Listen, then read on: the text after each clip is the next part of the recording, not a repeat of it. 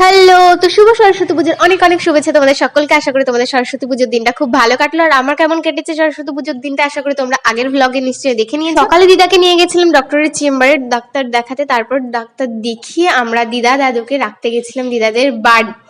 তো তারপর আমরা সন্ধ্যা 6টার সময় বাড়ি চলে এসেছিলাম। আর এখন বাজে 8টা, আমরা চলে আসলাম আমাদের পাড়ার ক্লাবে। তো ক্লাবটা হচ্ছে আমাদের বাড়ির সামনেই। তো দেখো আমি আর বোন চলে এসেছিলাম, আর বোন না নাইটি পরে চলে এসেছে, তার জন্য আমি ওকে রাগাচ্ছিলাম।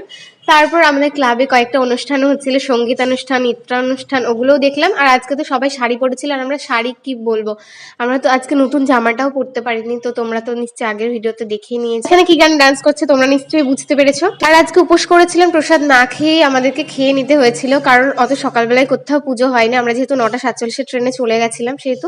আর দেখো কালকে যেহেতু আমাদের বাসি খাওয়া মা অনেক রান্না করেছিল আজকের জন্য, কালকের জন্য।